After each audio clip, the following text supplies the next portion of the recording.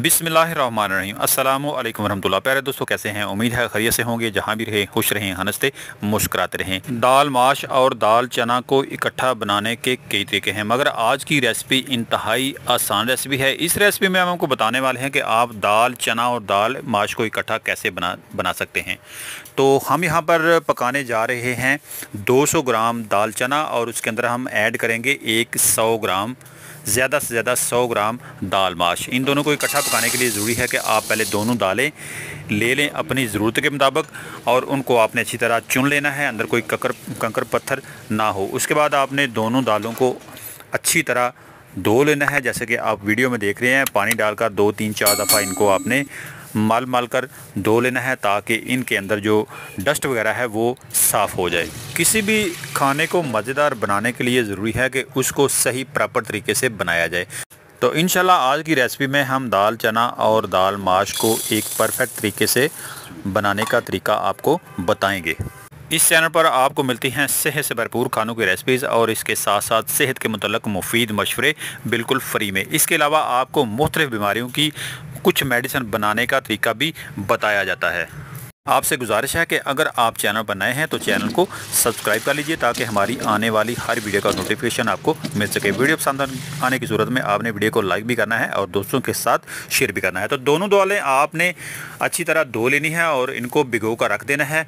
आपने थोड़ा थोड़ा पानी इनके अंदर डाल देना है, जैसा कि आप देख रहे हैं। हमने इनके अंदर पानी डाल के इनको भिगो कर रखा था, और अब तकरीबन 1.5 घंटा हो चुका है। 1.5 घंटे के बाद आप इनकी कंडीशन देख सकते हैं कि ये दाल चना और दाल माश दोनों बढ़ चुकी हैं।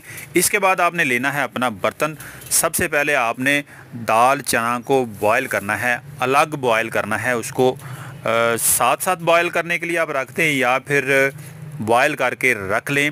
आपने जो दाल चना है उसको बॉयल करने के साथ साथ उसके अंदर सिर्फ छोटा आधा चम्मच नमक डालना है, बहुत ज़्यादा नहीं डालना, क्योंकि जब आपकी रेसिपी बनेगी तो उसके अंदर भी आपको नमक डालना पड़ेगा। उसके बाद आपको चाहिए दरमियाने साइज़ का 1 टमाटर और 1 प्याज। दोनों को आपने अच्छी तरह साफ़ करके धो के काट लेना है, जैसा कि आप वीडियो में देख रहे हैं।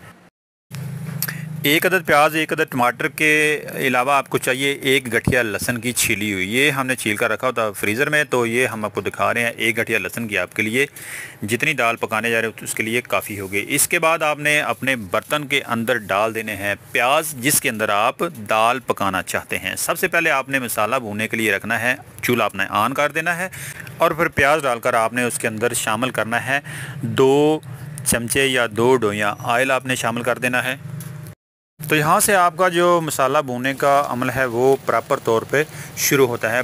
प्याज आपने बिल्कुल हल्के से ब्राउन होने देने हैं, और उसके साथ साथ आपने जो लहसुन छील कर रखा था उसको आपने कूट लेना है। उसके अंदर आप थोड़ा सा अदरक शामिल कर लेंगे, जैसा कि अभी आपने देखा ये हमने अदरक शामिल किया। तकरीबन 1 गठिया लहसुन के बराबर ही आप जो अदरक है उसको वो शामिल कर लीजिए। और उसके बाद आप शामिल करेंगे खुश्क धनिया।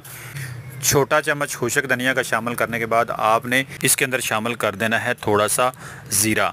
तो जैसे ही प्याज आपके थोड़े से ब्राउन हो जाए तो आपने उनके अंदर डाल देना है 1 चम्मच, छोटा चम्मच फ़िलहाल आप डाल दीजिए नमक का।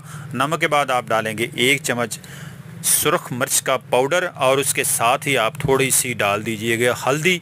ये तीनों चीज़ें आप इस स्टेप में यहाँ पर शामिल कर दीजिएगा। तो इसके बाद आपने डालनी है जनाब अदरक, और उसके साथ जो लहसुन और खुश्क धनिया और जो ज़ीरा आपने कूट कर रखा था, ये सारी चीज़ें आपने यहाँ पर शामिल कर देनी हैं।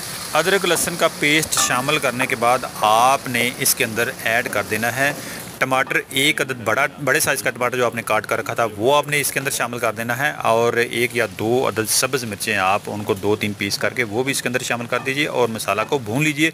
जैसे ही आपका मसाला तैयार हो जाए, इसको जलाना नहीं, बस थोड़ा सा आपने इसको भून लेना है।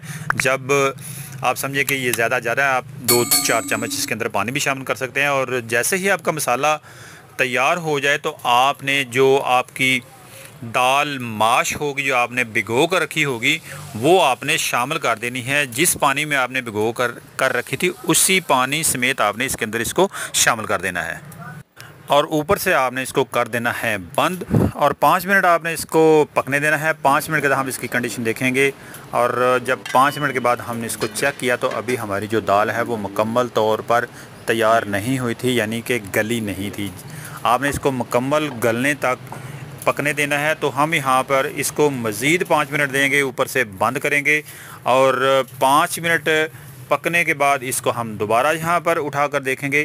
तो अब इसको हम चेक करेंगे और जब दोबारा चेक किया तो यहाँ पर जो हमारी दाल है वो तकरीबन तैयार हो चुकी है, गल चुकी है। जब दाल माश आपकी गल चुकी होगी, तैयार हो चुकी होगी, उसके बाद आपने शामिल करनी है दाल चना जो आपने बॉयल करके रखी थी और इसको आपने कर लेना है मिक्स और 2 से 3 मिनट आपने इसको फ्राई करना है। उसके बाद आपकी जो दाल माश और दाल चना है ये बिल्कुल रेडी है। इसके अंदर आप अगर पानी थोड़ा सा शामिल करना चाहें तो आपकी मर्ज़ी है, अगर फ्राई खाना चाहें तो आपकी मर्ज़ी है। हमने यहाँ पे थोड़ा सा पानी शामिल किया है और 2-3 मिनट इसको बॉयल किया है और इसके बाद हमारी जो दाल है वो तैयार है।